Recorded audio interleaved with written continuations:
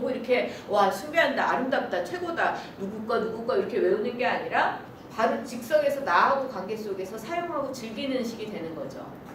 그런 식으로 우리 자신이 바뀔 거라고 얘기를 했고요. 제가 이 부분은 좀 빨리 할게요. 이렇게 여러분들이 재미없어 하실 수도 있고, 또 사실 우리가 디테일하게 들어가면 한정없이 들어가야 되니까. 자, 선생님 저기 제 수업은 강의 자료를 찍지 못합니다. 네. 일단 제 이 자료를 이렇게 공유하지 않기 위해서가 아니라 여러분들이 최대한 수업을 들으시면서 집중해 주시면 좋겠어요. 그리고 이게 좋습니다. 기억을 하셔서 키워드를, 주요 화두를 기억하셔서 그거를 나중에 찾으세요. 본인이. 그래서 자기 공부를 하십시오. 자기 노트를 만드십시오. 오케이. 지금 첫 번째 여러분 잘 아실 거예요. 18세기 증기기관이 바로 첫 번째 산업혁명이다. 근데 증기기관 설명했지만 그것보다 조금 더 구체적인 건 18세기 영국에서 여러분 배틀로 직무를 짰어요. 그죠? 18세기 전까지 가내수공업이라고 했죠. 근데 공장에서 직조 방직 기계가 생긴 겁니다. 인간의 노동이 조금 덜 해도 되는, 그게 1차 산업혁명이에요. 2차 산업혁명은 뭐죠? 인류의 노동이 대량 생산의 체제로 간다. 이게 여러분 멀리 갈 거 없어요. 이게 19세기 말인데요. 19세기 말 20세기 초인데요. 뭘까요? 컨베이어 벨트 시스템이라고 합니다.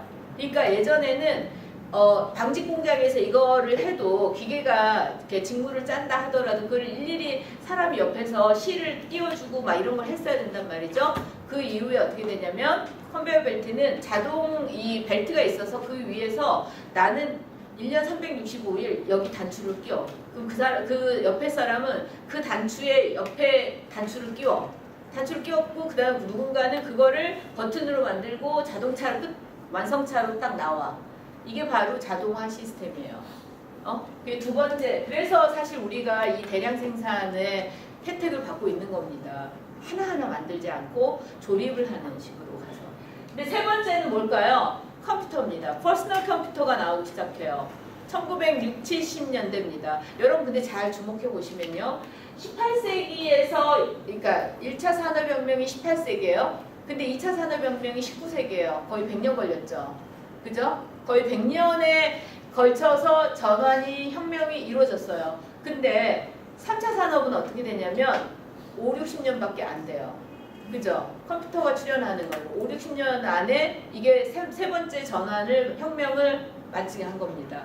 그래서 그 전에는 대량 생산이라 그래도 컨베이어 벨트라는 실제 이게 물질이 왔다 갔다 했어야 되는데 세 번째 컴퓨터가 되면 어떻게 되냐면 컴퓨터로 이제 명령을 내리면 걔가 공장에서 로봇이 계속 뭔가를 만들어내는 시기였어요. 그게 3차 산업. 4차 산업은 여러분 이 3차 산업으로부터 3, 40년도 안 돼요. 지금 엄밀히 따지면. 그래서 사람들이 이 4차 산업혁명에 대해서 굉장한 위기감을 느끼는 겁니다. 왜? 너무 급속도로 바뀐 거예요. 너무 급속도로 바뀌어서 사실 여러분 여기 앉아 계신 여러분이 살아있는 동안 우리가 지금 3차 산업에서 4차 산업까지 아니 엄밀히 따지면 2차 산업에서 3차 산업과 4차 산업을 경험하고 있어요. 그만큼 오래 살았나요? 그게 아니라 혁명의 주기가 그만큼 빨라지고 있다. 굉장히 급속도로 빨라지고 있다. 자, 그런 얘기는 그래서 사회에서 이 4차 산업혁명을 얘기하면서 위기감 얘기를 하는 건데 인간이 그렇게 빨리 적응하지 못하는 거예요. 이렇게 빠른 변화에 대해서. 예전에는 100년씩 전환했어. 그래서 자기가 사는 생애 주기 동안 급격한 어떤 그 변화가 없으니까 삶의 스트레스가 그렇게 크지 않았어. 근데 지금 어떠냐면 1년 단위로 무엇인가가 계속 바뀌고 스마트폰은 매일 업데이트가 되고 그래서 어제까지 썼던 기능이 오늘부터는 안 돼. 카카오톡은. 굉장히 많은 스트레스, 기술적인 변화가 산업이 더 개선된 어떤 상황을 주기도 하지만 우리가 끊임없이 그걸 학습해야 된다는 스트레스를 주고 있죠. 어쨌든 여러분 이게 제 4차 산업인데요. 여러분 얼핏 보면 3차 산업과 4차 산업에 큰 차이가 없어 보이지 않습니까? 3차 산업에서도 컴퓨터가 주류였고 지금도 우리가 컴퓨터가 주류라고 얘기하고 있어요. 뭐가 다를까요? 인공지능 맞습니다. 공부 굉장히 열심히 하시네요. 인공지능 그 다음에 인공지능과 쌍으로 지금 얘기하고 있는 IoT IoT는 뭐의 약자냐면 Internet of Things. 복수형이에요. Internet of Things. 그거를 그래서 한국어로 뭐로 번역하냐면 사물 인터넷이라고 번역합니다. 그거는 개념을 풀면 이런 거예요. 사물들 간의 연결을 인터넷으로 한다. 근데 요즘에 여러분 그 블루투스 스피커 되게 광고 많이 하죠. 클로바 뭐 필드 해줘, 뭐 음악 틀어줘, 거기에 몇 번 트랙으로 몇 번으로 가져, 뭐 불 꺼져, 뭐 이런 거 한다고 하잖아요.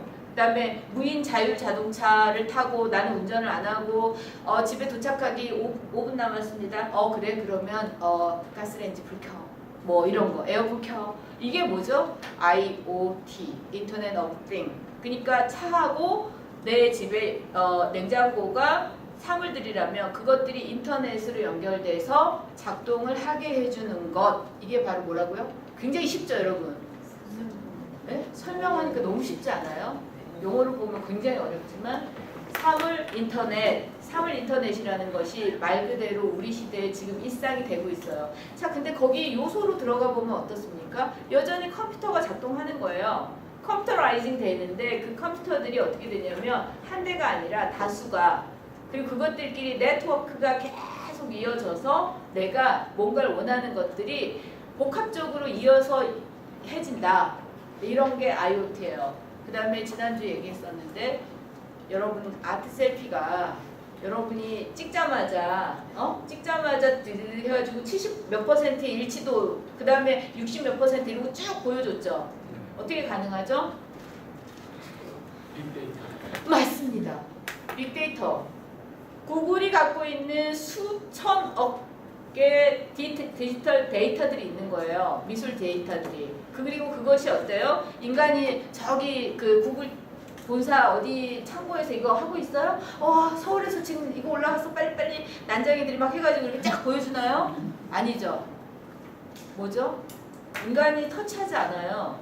인간이 터치하지 않고 알고리즘이라고 합니다. 그 알고리즘이 자동적으로 이 데이터를 읽어서 이거와 연관성이 높은 것들을 순식간에 0.0001초 안에 검색해서 보여주는 거예요. 결과값을. 자, 그게 제3차 산업혁명에서는 가능하지 않았고 지금은 가능하다. 그래서 4차 산업혁명인 겁니다. 아시겠죠? 여러분, 이 정도로 제4차 산업혁명이 여러분 벌써 2년 전에 시작했다니까요? 그리고 지금 우리는 거의 이제 일상생활 속에서 아트 셀피를 찍고 수업 중에 그 얘기를 하고 있어요. 그렇다는 얘기는 뭐죠? 서양미술사를 지난주에 제가 일부러 가져온 그 겁나 두꺼운 책으로 열심히 읽어서 되는 건 아닌 거죠. 그리고 우리 지금 방금 얘기한 게 순서를 제가 뒤집어서 얘기했는데 5번째 전환이라고 말할 수 있겠죠. 서양 미술이 5번째 전환기를 맞이하고 있다. 알트 세피 같은 것들이 나한테 미술 감상을 하게 하고 미술을 사용하게 하고, 심지어 여러분 좀 이따 보여드리겠지만 우리는 창작자가 되기도 해요. 미술사하고 결부된 식으로도 창작자가 돼요.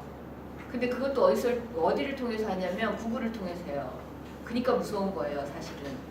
우리가 이거를 생각해야 돼요. 구글이 좋다 나쁘다가 아니라, 그리고 편리하다 좋다, 미술사가 변한다 안 한다 이 차원보다도 오히려 이제 정치학적인 차원에서 이런 식으로 거대 기업들이 내 감각을, 우리의 지식을 다 사용한다고 할 때 우리는 괜찮은가? 이런 걸 생각해야 되는 거죠.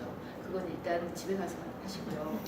오늘 저랑 할 거는 다시 4차 산업에 대해서는 이 정도만 하셔도 굉장히 많이 한 겁니다. 전문적으로 한 거고요. 사실은 저는 과학자가 아님에도 작년, 그러니까 1학기 때 이 서울자유시민대학을 바로 이 수업을 했어요.